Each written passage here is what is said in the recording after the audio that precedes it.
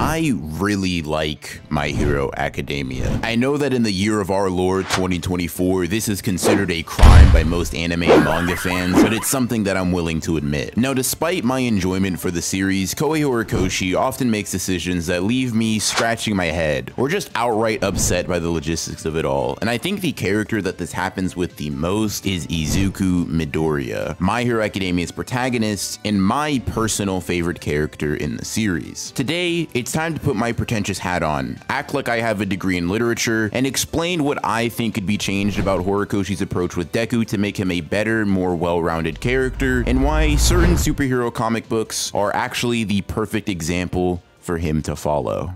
My Hero Academia is a story that is already littered with comic book inspiration. No matter where you look in the story, you are bound to find something that Horikoshi loved in a Spider-Man, Batman, or Superman comic and repurposed for the sake of his story and its needs. The world of superheroes being the focus, Deku with powers that essentially give him spider sense and web-slinging abilities, Twice and Deadpool just looking the same, Stars and Stripes and Captain America, the X-Gene and Quirks, along with a myriad of other references, big and small, exist within the good story that Horikoshi has crafted, and Deku has benefited from these homages rather heavily and consistently. So with all of that being said, why do I still think that Deku could still learn something from comic book characters? The short answer is that he would develop a decent sense of introspection and reflection. The long answer requires a bit of a deep dive into the writing of My Hero Academia's protagonist. You see, Deku and all of the themes that he's meant to embody are really well done for the most part, and I think that what Horikoshi achieves is about 60 to 70% of the character's full potential with what he has done with him so far. Conceptually, he is the best character of the entire story and acts as the lens through which we see the world. A quirkless child being given the most powerful quirk and the burden that comes with it. This is a naturally entertaining prospect when talking about a world as rife with prejudice and nuance as My Hero Academia. When it comes to the way that Deku changes both the world and people around him, I think that Horikoshi once again nails that, and this fact becomes undeniable when you take the time to acknowledge the manga's greatest moments. Todoroki versus Deku in the UA Sports Festival is one of the most emotionally charged and iconic moments in the entire story, specifically because of how well written Midoriya's impact on Todoroki was. Uraraka, Ida, Mirio, Gentle, Bakugo, and All Might are all stellar examples of Deku's relationship with the characters, informing us about his personality and most valued traits. And from all of the praise and hype that I am showering the character with, you would think that I wouldn't feel the need to make this video, but there is one thing about Deku that feels rather incomplete. One thing about this otherwise complex and fleshed out character that frustrates me to no end, and that's simply the fact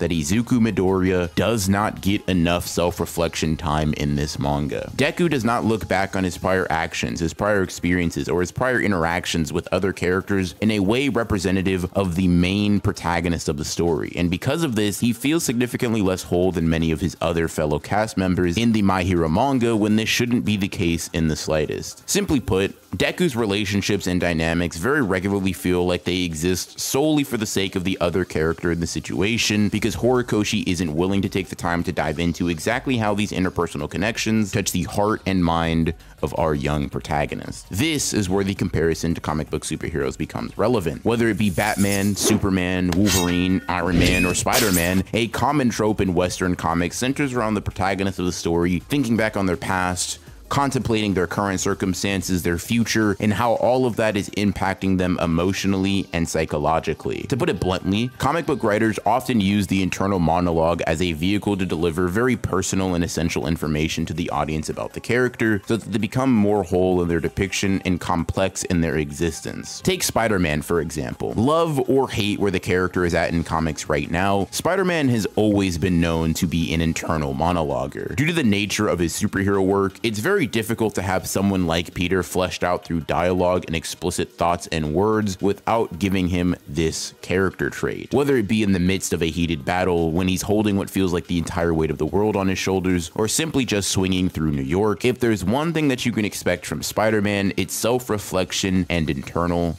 dialogue. Because of this, in Spider-Man's greatest moments, we as the audience always know what he's thinking and feeling, and this leads to him being developed and explored properly. It makes him an extremely well-rounded and fleshed out character. Now, this fact can become untrue depending on the writer, but when in the hands of someone competent or someone who simply understands what Spider-Man is supposed to be, this trait is a constant. Compare this to someone like Deku, who does have a rather consistent inner voice, but most of the time uses it to analyze opponents or break down how to fight someone, rather than inform us, the viewers, on his feelings or emotions at any given point in time. When it comes to his own personal development or circumstances, I think that Deku is severely lacking in explicit material specifically. Many things about his feelings or thoughts on a matter often have to be inferred or really extrapolated from material that doesn't make itself present from the story's main character. And while this is okay at times and necessary at others, it often just feels like Horikoshi doesn't like writing Deku, or that he doesn't know how to go about exploring the idea behind Midoriya in depth. While the former explanation is purely a headcanon conclusion, the latter doesn't do much better in explaining this lack of introspection on Deku's part, considering the fact that both Bakugo and Endeavor stand as a testament to Horikoshi's ability to write characters in this fashion. Despite both heroes playing a significantly smaller role in the story than our protagonist, Horikoshi goes into painstaking detail to depict exactly what they are feeling at any given point in time, and exactly how the characters and situations around them have allowed for growth and evolution. This isn't entirely non-existent within Izuku's narrative, but it for damn sure isn't enough for someone of his importance to the overall themes and narrative present within the manga. If you don't believe me or think that I'm exaggerating, pause this video and answer this question. How exactly does Deku feel about his relationship with Bakugo after his apology? The caveat for this question is that you must use Deku's own words to substantiate your point. Reading in between the lines or personal inferences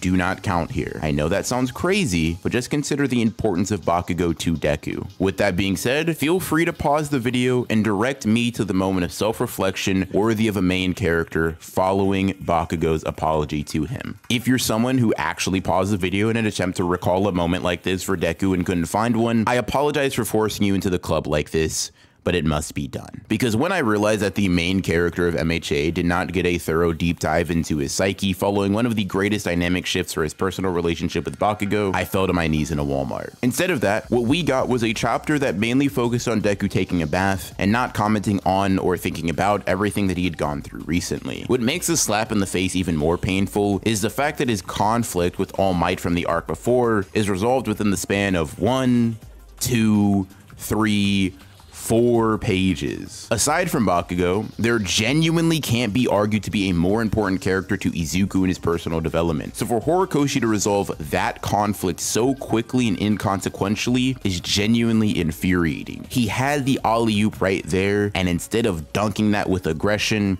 he decided to miss and give it to the other team. But hey, maybe these two examples are just outliers, so let's check what happens just a couple chapters later. How does Deku react to Aoyama being the traitor just a little bit later in the story? Sorry, that was a trick question, because in all honesty, he doesn't fucking react at all. Being the stand-up guy that he is, Deku barely bats an eye at someone that he considered a friend and comrade betraying him, the rest of his classmates, and endangering everyone that he knew and loved. Now, okay, what I said there is technically a lie, or at the bare minimum, an extreme exaggeration, because he does react to Aoyama being a traitor. And in fact, he reacts in a way that initially I think is pretty humanizing for him. When detaining him, it's very clear that Deku is conflicted with feelings of anger and sadness. But before the chapter even concludes, he's already forgiving him without letting his emotions simmer in the slightest. Now, don't get me wrong. I think that Deku should have forgiven Aoyama here. It's the most consistent thing to do for his character, and the conclusion that Horikoshi got to was not incorrect. However, I also think that it's the author's job to make him an actual human being with struggles, doubts, emotions, and just generally speaking, a little bit of tension within his mind, rather than making him the physical embodiment of benevolence. Because when you have someone put in Deku's position, being utterly betrayed like this, I expect a little bit more inner turmoil than just tears and then, oh, it's okay, I trust you and I'll save you now. The conclusion isn't wrong at all. The way that he got there is a little bit rough. For example, when you have someone like Spider-Man, someone like Batman, someone like Superman, all characters who are very good, all characters who do good in spite of it not necessarily being easy for them at times, when they triumph over their temptations and choose the right option, it feels endlessly rewarding because of that struggle. Batman and his consistent fight with the Joker, Superman and Lex Luthor, Spider-Man and the Green Goblin. These three dynamics all present struggles for their respective heroes and force them to dig deep within themselves for their optimism and altruistic core, but that potency loses much of its meaning if they aren't pushed. When Peter wants to do nothing but do the wrong thing or ignore the person in need to put himself first, but he still goes out, puts on the mask to save someone from that burning building, even though it will ruin his own personal life, the impact from that decision is palpable. With Deku, it just doesn't feel that way, at least within the context of the traitor subplot. I know that this is objectively the case. I know that doing the correct thing is hard for his character here, but I know that in spite of Horikoshi's writing for the character, not because of it. Within the span of 1.5 arcs, Deku has 3 wildly unsatisfying and hollow character conclusions to some pretty massive portions of the story when talking about the character-driven aspect. And it's because Horikoshi isn't willing to jump off the deep end and make Deku insane in the same way that Spider-Man is. And you heard me correctly there. I said insane specifically because let's call a spade a spade. The amount of time that Peter spends talking to himself borders on abnormal at times, but that's a perfect thing for a hero who is willing to risk their own body for others to have. That trait is a good one. It's through the things that they say or think when they are alone that we are able to become closer to them and enhance our comprehension of their humanity. It's how we have them be human beings and superheroes instead of caricatures of goodness. If you wrote Bakugo into Peter's life, you'd best believe that his redemption and apology is going to be rolled around in his mind for months later and discussed in the internal council of Spider-Man's imaginary friends. Something this massive to the character should be thought about in this manner. Now, usually I'm hesitant to say that a professional author with significantly more experience in the field than I should flat out change something about their approach. But when you have Endeavor, Bakugo, All Might, Shigaraki, Todoroki, Uraraka, and so many other characters reflecting on their lives and their relationships more than the main protagonist of the story pound for pound, you have a problem. And you have a frustrating one because of how competent Horikoshi is at developing characters when it's not Izuku. With all of the other inspiration that MHA draws from comics, particularly Spider-Man as well, it feels truly weird for him not to do this because it's honestly one of the most iconic traits of Peter, and it's one of the most iconic traits of comic book superheroes, and it's a massive contribution to why their explorations work so well. Implications and subtlety are all well and good for a story and character, and it's entirely necessary to make sure that your themes and messaging aren't ham-fisted, but subtlety only goes so far. As a viewer of the story, and someone who hopes to emotionally resonate and connect with the happenings of the manga, you need to connect us to the characters through explicit discussions or reflections. Otherwise, subtlety isn't a tool to complement the character.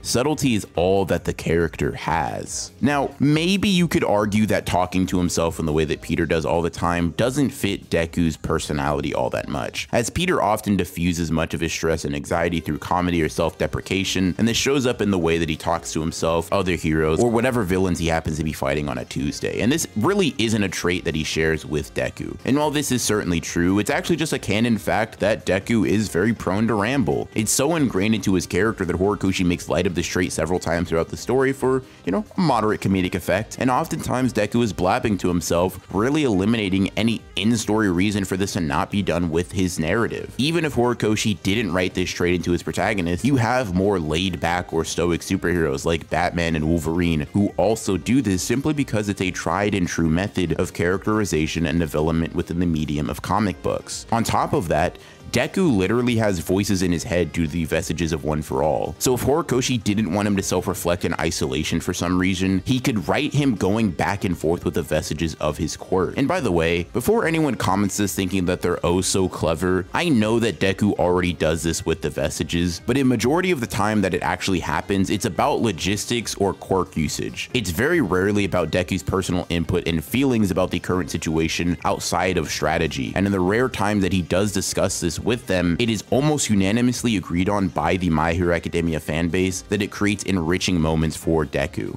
In fact, this is a constant for the character. The moments where Horikoshi decides that he isn't scared of writing his protagonist actually taking everything in around him are the moments where Deku's narrative grows the most and is at its most intriguing. And it's because of this fact that I want even more of it. Horikoshi even had the perfect environment to deliver all of this to us and more during the Dark Deku arc. Completely isolated, back against a wall, driven by his desire to save and nothing else, swinging through the streets, saving as many people as possible. Does this not sound like the premise for an amazing Batman or Spider-Man comic to y'all? The rain, the stress that this young hero feels from all of the responsibility on his shoulders, the moral quandary of killing or saving one of the world's greatest supervillains. You'd think that this would lead to a ton of angsty superhero-esque ramblings, internal thoughts, and discussions, but it just doesn't. You could have Deku's words slur as it becomes clear that he's exhausted and losing it, clip his sentences short the more and more frustrated that he gets, each person that he saves revitalizing him, each villain that he fights draining him that much more. Koei Horikoshi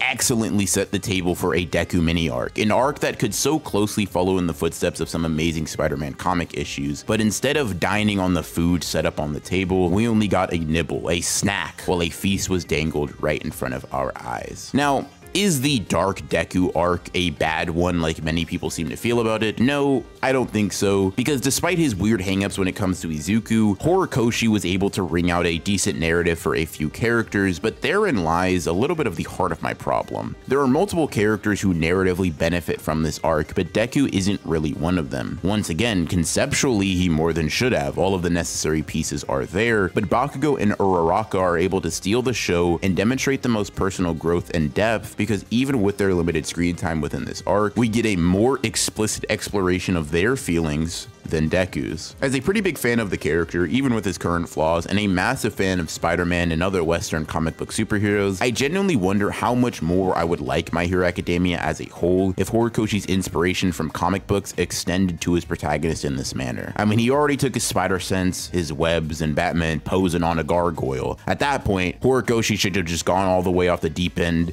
and made Deku the world's greatest monologuer like some of the GOATs. This topic has been weighing heavy on my heart and mind since the conclusion to that damn Dark Deku arc, and since I've decided to really expand my horizons outside of just Jujutsu Kaisen, I thought that now would be as good a time as any to finally make a video out of it. If you enjoyed my thoughts and points in this video, subscribe and hit the bell for more like it. I'm always happy to have another excuse to talk about My Hero, even if it's to talk about it in a little bit more of a critical light, so let me know if you want to see more from me about the series down below. In any case, I hope you enjoyed the video, and I'll see you in the next one.